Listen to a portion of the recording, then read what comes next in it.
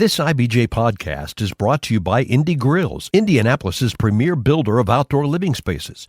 They design and build custom patios, fireplaces, and outdoor kitchens made for real life, from quiet family nights to hosting the whole neighborhood. Winter's the perfect time to start planning your dream outdoor space because Indie Grill's spring schedule is already filling up. So if you're ready to elevate your outdoor space, now's the time to get in line. Start designing your dream backyard. Visit IndieGrills.com or stop by their state-of-the-art showroom at the Zionsville-Lebanon border on State Road 32. This is the IBJ Podcast for the week of Monday, December 22nd, 2025. Brought to you by Taft. I'm your host, Mason King. Welcome back to the podcast, everybody. This is our third episode this month, bringing you updates on major stories over the past year. And we're hitting the mother lode today with an appearance by IBJ's Mickey Shuey, who covers real estate, hospitality, and the business of sports. In the first half of today's episode, Mickey reveals what's been going on behind the scenes in Westfield as cities across North America prepare to host matches this summer for the 2026 Men's World Cup. Central Indiana is out of the running as a match site, but Mickey reports in the latest issue of IBJ that Westfield's gargantuan Grand Park Sports Campus has been named one of the available base camps for teams competing in the Cup. Mickey and I will discuss the logistics of being a home base for a World Cup team, what the teams are looking for, and why Westfield officials are concerned about their chances. In the second half of the episode, Mickey digs into his notebooks to give us progress reports on many of the major downtown construction projects, including the $600 million overhaul of Circle Center Mall and the $4.3 billion IU Health Hospital campus. Even more intriguing, he addresses significant downtown projects still in the proposal stage, a stadium for the Major League Soccer team the city wants to establish, and a casino that would use the gaming license of the Rising Star Casino in Southeast Indiana. Here's our conversation. It's my pleasure to welcome back to the podcast Mickey Shuey, who covers real estate, hospitality, and the business of sports for IBJ, and we'll be drawing on all of his expertise for this week's podcast. Thank you for making time, Mickey. Thanks for having me, as always. Sure thing. So let's start with the newest news. So you have a story in this week's print edition of IBJ about a potential connection between the city of Westfield and the 2026 FIFA Men's World Cup. Now, the last I heard, Central Indiana did not make the cut as a game site for the World Cup that North America is hosting next year. So what is Westfield's connection? Yeah, you are correct. Central Indiana was eliminated back in 2018 from consideration for a game, but now we have Westfield's Grand Park Sports Campus being named as one of the 62 possible sites for the 48 participating teams in the World Cup next year. And those sites would operate as base camps for each of these teams during the initial round-robin round. I know that. I'm that hooked into the World Cup that I know it starts with a round robin. Like there are units of like 4 teams. They play each other. Yep. And then a certain number of them move on. Exactly. So let's say that I'm the Austrian team. I'm looking for a place that's kind of reminds me of home. So I could pick Westfield Grand Sports Campus. The Grand Park Sports Campus. I should know this because we've been talking about it literally for more than a decade, as my home base for the first round of the World Cup. That's where my team is going to hang out. We're going to practice. We're going to do whatever the World Cup teams need to do for the first round. Yeah. So it would essentially serve as their home away from home during that first round, between the campus for training and other team activities and the hotel that would be designated, which is the Indianapolis North Renaissance Hotel up in Carmel. Oh, they're that far along. They know what the hotel would be. Yes. Okay. Yes. So that's part of the whole bid process that they had to go through. They put in the facility and the hotel, and FIFA gave the all clear for those to be on that list. Okay. So there are 60 some possible, is that 62 sites? Yeah, 62 sites in about 55 to 57 cities, because some cities have multiple locations. Right. And 48 teams. So some sites are not going to get better. Correct. I mean, we're looking at what? 14 to 16 cities or sites that are not going to be picked. For folks who've just wandered into this podcast just because we're talking about the World Cup, we should probably explain a little bit about Grand Park Sports Campus.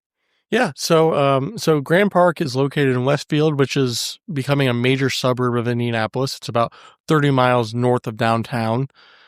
And the sports campus is a 400 plus acre sports facility. It has 31 multi-purpose fields, 26 ball diamonds, about a 375,000 square foot event center that has 3 full-size indoor fields, and then it has a full-service restaurant and bar.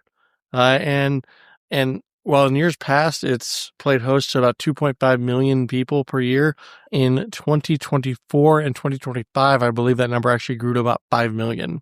Oh, is that right? Wow. Yeah. They've really, and we may get to this, but the new management, Grand Park Sports Entertainment, they've kind of looked for ways to monetize the park and find new operating streams. So they're bringing in more events, more large conventions or worldwide events that happen.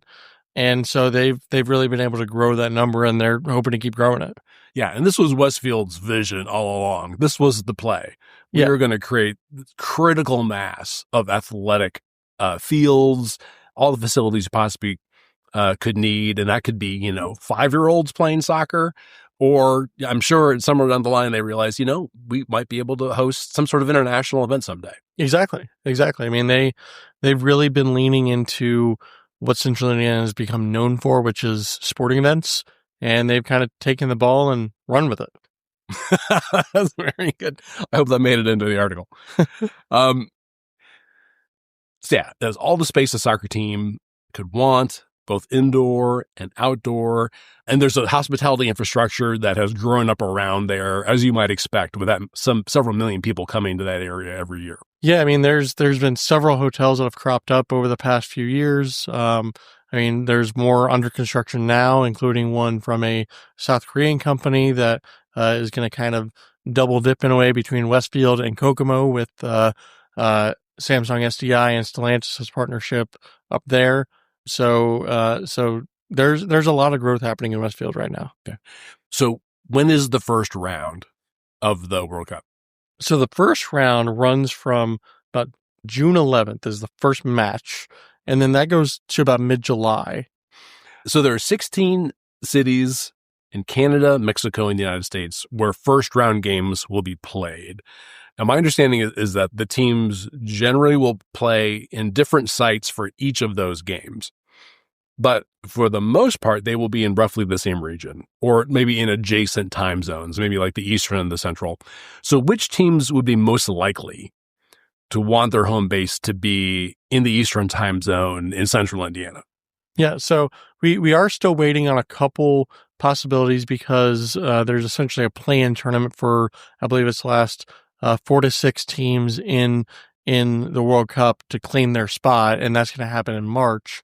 But right now, there's at least 16 teams that could be good candidates and are playing at least a majority or 2 of their games in the correct time zone to accommodate that. Okay, 16 teams that are say, let's give Westfield a look. Right, and this is not to say that all of them have or all of them will, but these are kind of the leading contenders among the better known soccer countries. And those include countries like France, England, Germany, South Africa, Scotland, and even Saudi Arabia.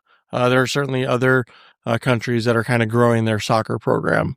God, can you imagine the hubbub, for lack of a better word, like if Germany right. I mean, came to Westfield. I mean, the incredible history that team has, and that, for people in Central Indiana to know that they're practicing up in Westfield. Yeah. Well, and it's important to keep the context of even if Westfield got the least well-known team participating in this year's or in the 2026 World Cup, that's still going to pull a lot of eyeballs to Westfield because a lot of times during the pre-match events, the broadcasters will talk about about these matchups and what it was like to watch these teams train in their facilities. And so you're going to see Westfield, you're going to hear about Westfield throughout this tournament, even if it doesn't get a Germany or a France, even if it does get an Ivory Coast sized team. Right.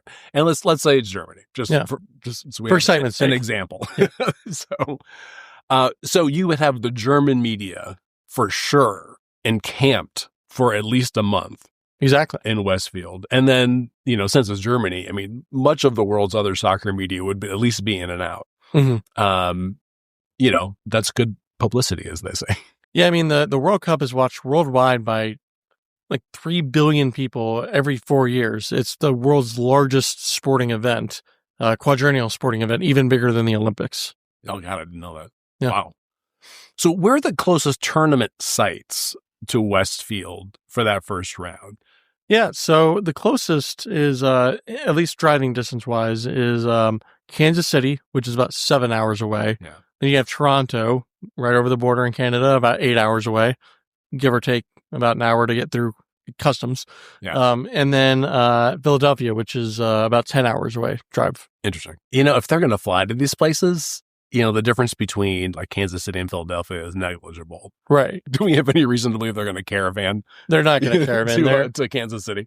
They are going to fly, and I would suspect with it being FIFA, they will probably be chartered. Yeah. So what other Midwestern cities have facilities that are available for the national teams? Who's the competition? Yeah, so that's actually one of the biggest challenges that Westfield has, according to those I spoke with for the story. Greg Stremlaw, the CEO of Indy 11 and Grand Park Sports Entertainment, was telling me that it really is facing a challenge from cities like Louisville, Columbus, Cincinnati, and even St. Louis, which has 3 facilities in the running on its own. Oh, wow. Okay. Yeah. So there's a big cluster of Midwest cities that are competing for these. And certainly some of them will get them, others won't. Mm-hmm. So that's interesting. So, I mean, it really could come down to, just what do I like about this particular place? Let's say you're one of the 3 in St. Louis and you're, I don't know if you're a loggerheads, competing for a team or several teams, but I guess it probably comes down to which place do I feel the most comfortable, which logistically makes the most sense. Exactly. And like some teams will want some entertainment elements. Other teams will kind of just want to hunker down and have their privacy. I mean, it really kind of depends on the experience that that each team's national federation, which is essentially the governing body for the sport in each country, kind of dictates for its players and staff. When do the teams start choosing? So they'll start choosing probably in mid to late January, but that process is going to continue into early April after those final 6 teams qualify. Got it. Okay. So we'll be on pins and needles probably until April. Exactly. And it's important to note that some teams, while nothing has been made public quite yet, I've been hearing from individuals that have been involved in this process that some cities are very close to signing agreements with certain countries. So there have been discussions already. Right. Yeah.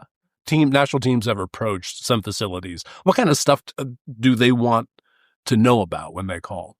So really, it comes down to what is the security like, what is lodging like, and what does it look like for fans. And for a facility like Grand Park, which is sprawling, to use a word, it's a challenge because of its size, but in a way it's also beneficial because it may be daunting for a team that is looking here just from a security perspective. It also means that a facility like Grand Park wouldn't necessarily have to shut down its entire operation to make way for this team. So I got you. So like they'd be cordoned off in some way, and some of the facilities might not be accessible, like the Indy 11 team offices are located there.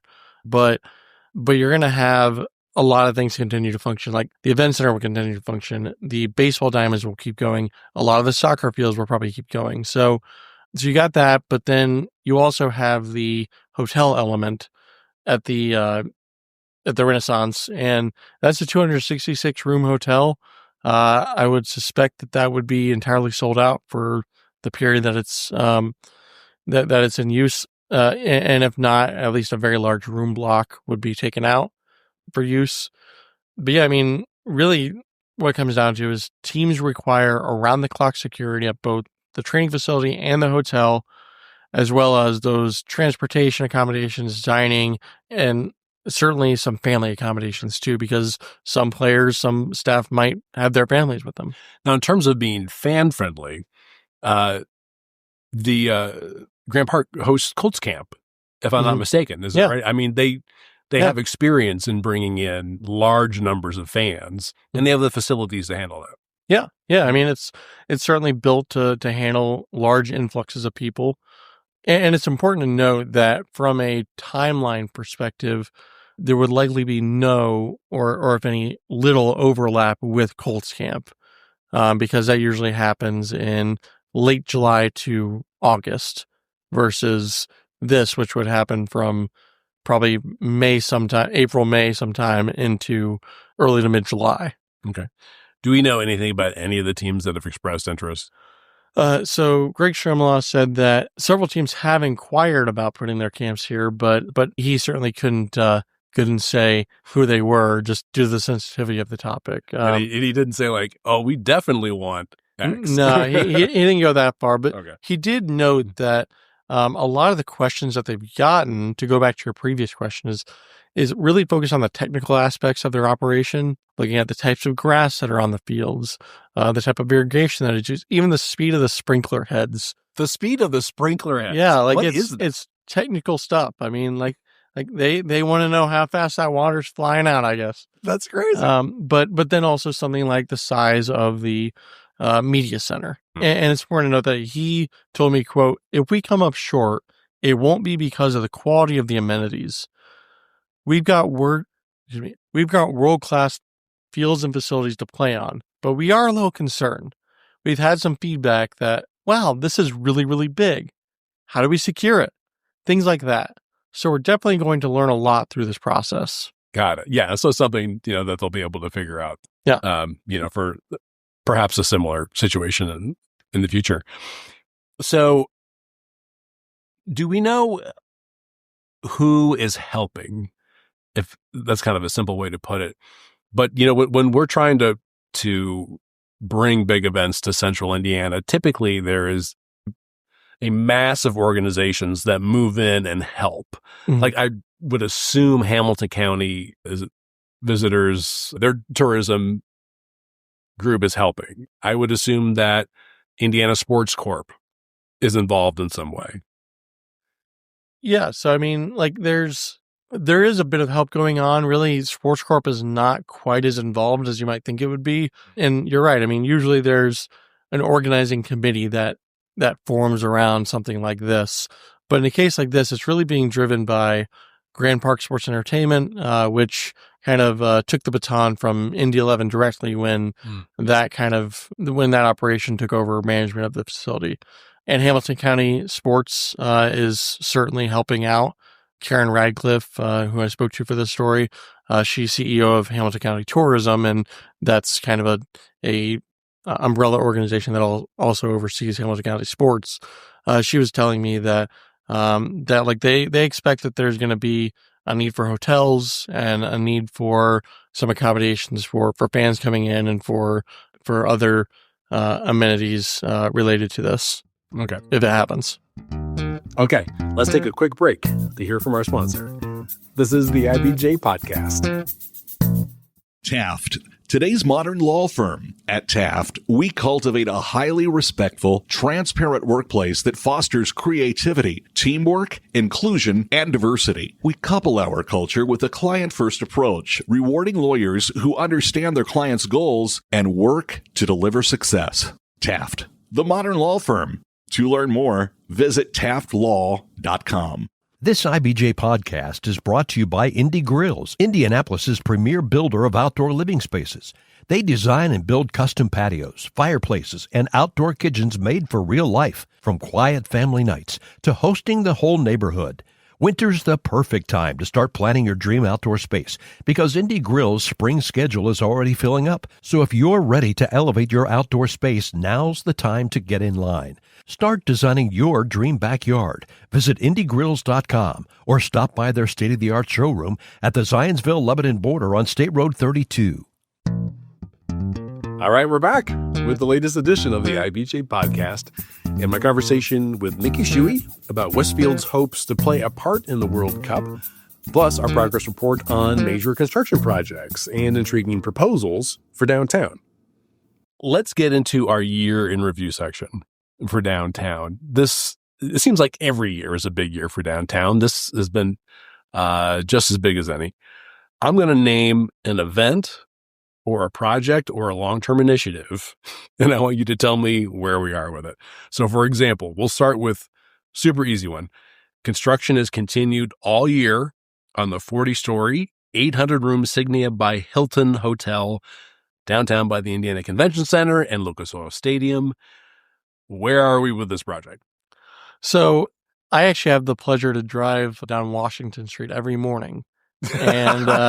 And like when I go past kind of like the La Quinta Inn on East Washington heading toward the Circle, I have the opportunity to kind of like look through that window between buildings and see it rising up. And that building it's almost done being built. Now it'll have to be like the inside will have to be built out, but construction was about 50% complete by late September, but the entirety of the structure and the interior will be done. It'll be ready to open sometime in fall 2026. They're thinking September, October of next year. So that's come quite a way from, I believe they had the largest concrete pour to prepare the site, and it's already making an impression on the downtown skyline.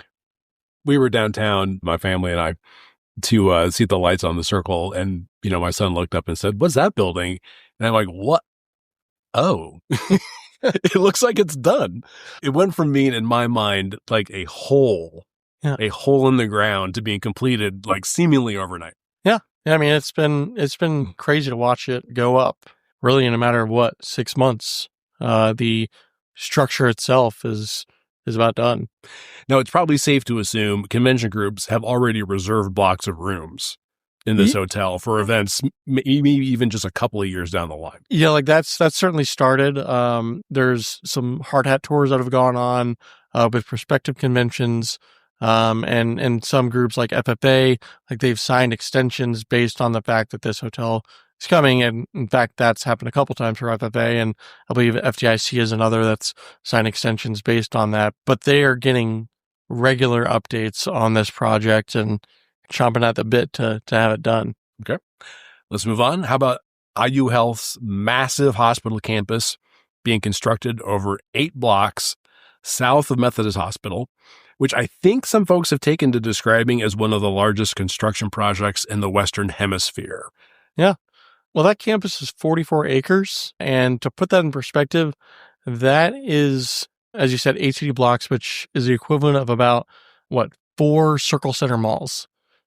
That's exactly right. We'll get to Circle Center in a second. Yeah. But the hospital is going to have that 2.5 million square feet of space, $4.3 billion for the campus. Now, the hospital's a portion of that campus, and there's other elements that are being built alongside that. But the hospital is expected to open in late 2027. Okay. Construction also continued this year on 2 hotel renovation projects within a block of Monument Circle. There's the $110 million Kimpton at 1 North Pennsylvania Street, and then the Motto Hotel at 1 North Meridian Street. Now, these are both fairly old, fairly vintage office buildings that are being converted into boutique hotels. Where are we on these projects? And what else is vintage at this point is when they were announced. I mean, it's not a joke. Yeah, I mean, the Kimpton started back in 2017. And in fact, I want to note that one of the first big stories I wrote about when I got to IBJ in 2018 was their legal fight with Centier Bank over the space that Centier had in that building. But that project has been delayed and delayed and delayed. But at this point, it's grown from what was about I believe, a $60 to $65 million project to $110 million. But that is now expected to be finished by late 2026 and have... It is expected to be finished. Yes. Okay. Yes. In fact, I had a chance to walk the property a few weeks ago with the developer and kind of see inside, and things are certainly coming along. They're building the bones of the rooms now, but a lot of the other construction stuff is well underway, if not finished. But they're going to have a ballroom, a rooftop bar, a first floor restaurant. It's going to be, as they described it, a restaurant that happens to be in a hotel rather than a hotel restaurant. And the differentiator there for our listeners is a hotel restaurant usually caters to the users of the hotel, whereas this is one that kind of serves equally the public and the hotel. Got it, yeah. Now, the motto, that was announced back in 2019, and it's just been delayed by challenging economic conditions and construction costs rising, things like that. But with that, literally on the south side of the block that we're sitting in right now. Yeah, we could run there. Yeah. You could run there in 20 seconds. I don't know if I could run there. I'm not in shape anymore. But that's well underway now. We actually have seen them take the terracotta off the bottom layers of the bottom floors of the building. It's been kind of interesting to see the structural beams that are in place fully exposed that hold up the entire structure rather than being cladded in terracotta or other kind of enclosures. But that is now a $60 million project, and it's going to have about 116 rooms. Yeah. And for folks who've been in Indianapolis for a while, this is what we considered the King Cole building. Yeah. That was kind of what it was known as. Yeah, it was also known at one point as the Khan building. It was where, for a while, the Boiling seafood place was in the basement of that building, and there was a cigar bar before that. Yeah, well, and that awning was up for about 5 years after the Boiling moved around the corner to Washington Street. So I would always see a lot of people still thinking that was still there and trying to get inside. Yeah, I can't wait for that to be done. That's one of the buildings that I distinctly remember when I was a kid, when we would come downtown and, hang out on the circle or whatever. And, to like a 5-year-old, the King Cole building sounds really exotic and fun. Yeah. So I just cannot wait for that to be finished. Yeah. But no Jimmy John's, no Qdoba in there anymore. That's for sure. That's okay. We have other options. Speaking of other options, let's just go catacorner there. What about Circle Center Mall? I think folks generally know that the developer of Ironworks and Bottle Works projects in Indianapolis is planning a $600 million transformation of this as an urban mall into a mix of residential and retail offerings. And if there's more to it than that, please tell me. What is the latest? Yeah, so Hendricks Commercial Properties, last week they announced the new name of the project in this redevelopment, which is going to be called Traction Yards.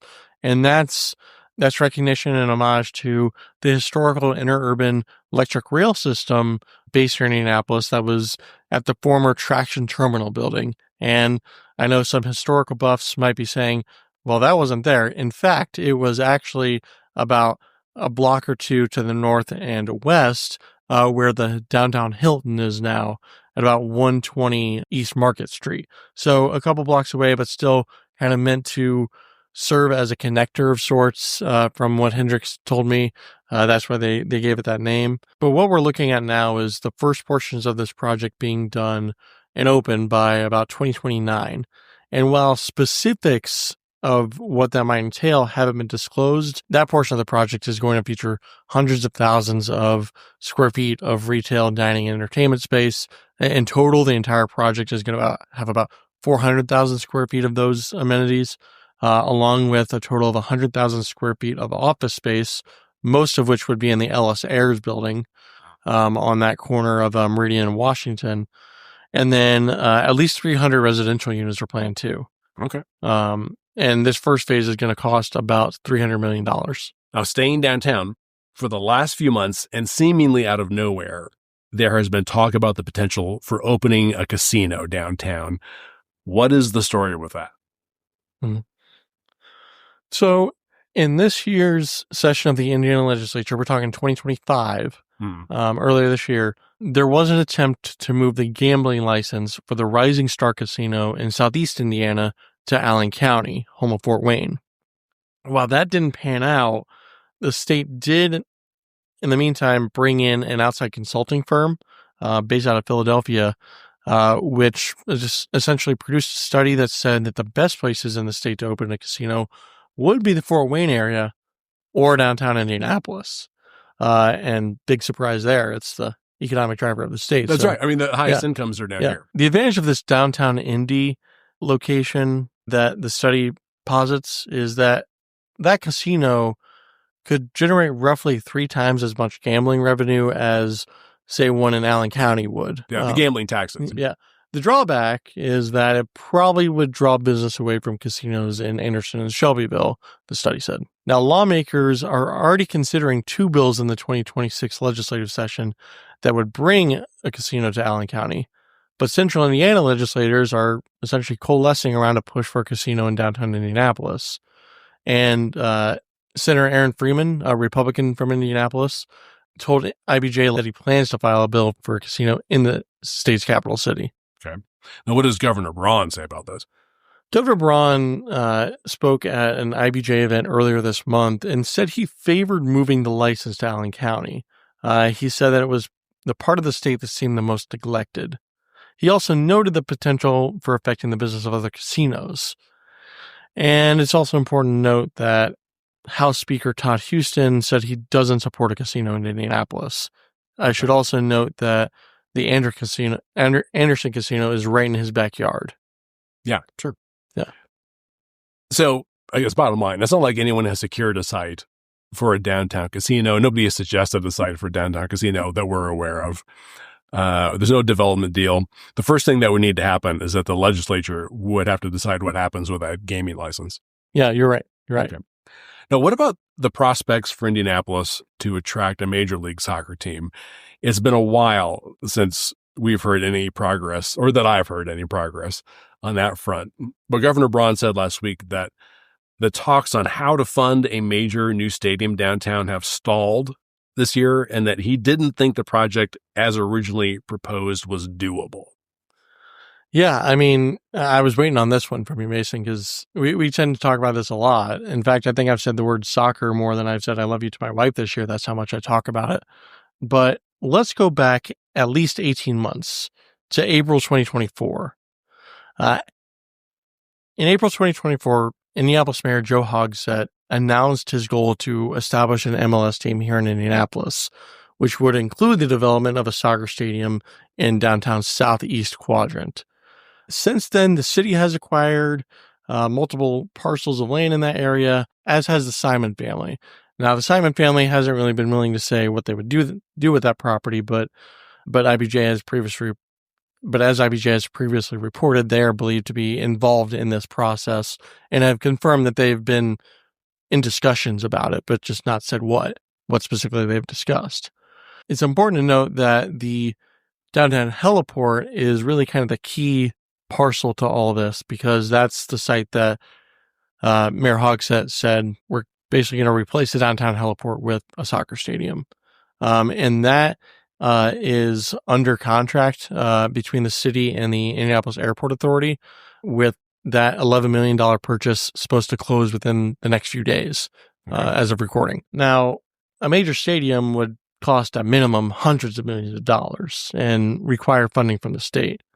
And a key part of that funding would come from tax dollars captured in what's known as a professional sports development area, or PSDA.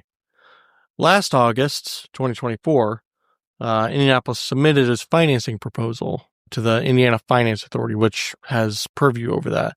And it was largely focused on what funding from that PSDA would look like. But since then, not much else has happened. I mean, we've heard them going back and forth with the legislature and talking about that behind closed doors, but the Indiana Finance Authority never finalized its own analysis of the city's plan. And it's certainly never submitted for approval to the state budget committee, which has final say over how tax dollars of that nature are allocated. Mm-hmm. And should be noted that during the same event that he spoke on, the casino, Governor Braun said that the numbers didn't work, but that he still wants to bring an MLS team to Indianapolis, and he's still talking with city officials about ways to make that bid work. Okay, so that kind of seems like limbo. Before, it felt like there was a plan, things were flowing, things were going to the places where they needed to go, and then nothing. And now we're kind of back to this point where they're just discussions. They're discussions between the city and the governor's office, the governor's people. Yeah, exactly. Okay. So here's the thing that I find confusing. In the meantime, this is just a few days ago, the Indianapolis Capital Improvement Board, which oversees the city's publicly funded sports stadiums, like Lucas Oil Stadium, for example, selected a construction manager for the soccer arena project. How do you select a construction manager if you don't know whether you're going to have a stadium? It's kind of like a chicken or egg scenario, right? I mean, like in a case like this, though, it really comes down to the fact that a construction manager, in working with a designer, in this case, the CIB earlier this year hired Populous Design to put together drawings and architectural plans for the stadium. But a construction manager is going to be able to work with that designer to figure out essentially the pro forma, the budget for a stadium, at least a rough budget, so that way city and state officials can start working on crunching the numbers and figuring out exactly what the contributions would need to look like from the state to make this work. Okay, I feel dumb now. Of course you would have to do that. Yeah, I mean, you'd have to flesh it out. Well, it's a part of the process that not a lot of people think about, like, because they think, well, I guess that'd just be ironed out throughout. But really, that needs to be finalized if they're going to try and get something done during the legislative session, which is a possibility. They're going to have the numbers by at least the end of the first quarter of 2026, if not sooner. And when you're trying to sell an idea, or when you're trying to sell, a way to finance an idea, I mean, sure, it's much more helpful to have some sort of, at least in concept, a rendering, or, a set of specs. And say, I mean, this is what we get. This is why it's important. Or this is why we think it's important. Yeah. And I mean, they are, like, they've shared little information publicly about what this stadium might look like. They haven't put out any prospective renderings or anything like that, but they said in their request for proposals in searching for their construction manager partner that they would want to build a 20 to 25,000 seat venue. And that's been fairly consistent, right? I mean, that's and like at one point back when 11 Park was a thing, it was possibly 15,000. Then they said 20, and we've heard anywhere from 25 to 30,000 on the high end for a stadium here, but really it seems like they're honing in on that kind of sweet spot of 20,000 and 25,000. Right. Is it fair to say that we need to have all of this stuff with the stadium ironed out before it's possible to really start serious negotiations for a team? I think that's fair to say, because the state's not going to be willing to negotiate until they have numbers and assurances from the parties involved that this works financially if the state participates. Okay, well, thank you for clearing that up. We have maybe 60 seconds. So we're going to play. Tell me what we should be on the lookout for in 2026 vis-a-vis real estate. Let's just stay downtown. Yeah. So first and foremost, as mentioned, just want to highlight again, Signia is going to be opening by end of 26. But then you have two major projects kind of in the heart of the city as well. And those are the old City Hall project and the development of a new hotel apartment building there from TWG Development and Smallwood Development.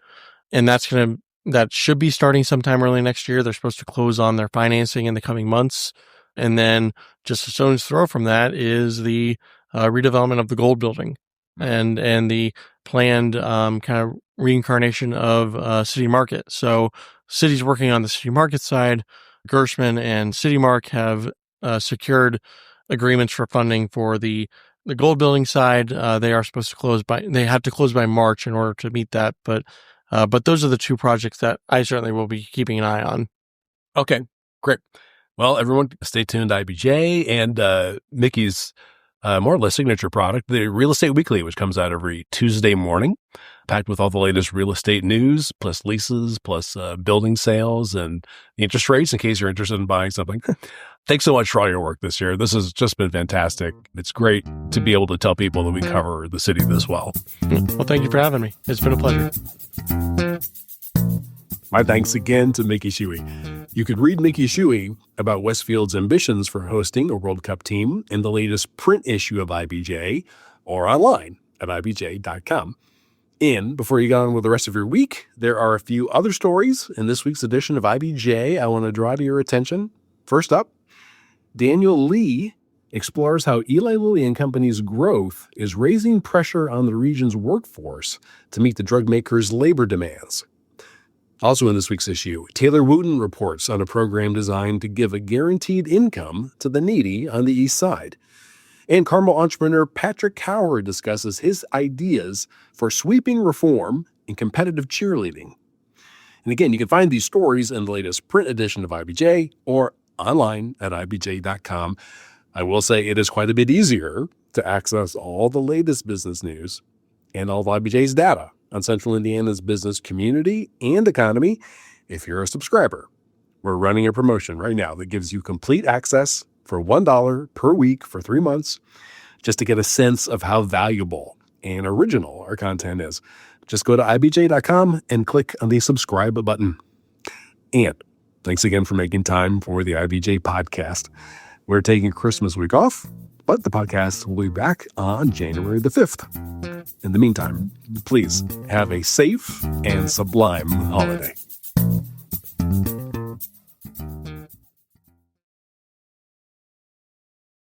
I'm Tiffany Souter, mom of 4, wife, entrepreneur, and host of the Life of And podcast. For years, I built my life with brute force, a successful business, a growing family, and absolutely zero margin. I was tired, snappy, and felt constantly behind, and I was too afraid to admit it. Everything changed when I stopped trying to do more and started building systems that actually worked for my real life. If you too are craving more peace, more presence, and just more time for you, I'd love for you to join me on the Life of And. Subscribe now on your favorite podcast app or listen at IBJpodcast.com. Your commute just got smarter. Turn drive time into growth time. The IBJ Media Podcast Network gives you front row access to leaders shaping Indiana's economy, culture, and future. No filler, just smart, relevant, local storytelling you won't get anywhere else. Find all of our shows by searching IBJ Media in your podcast app or visit IBJpodcasts.com.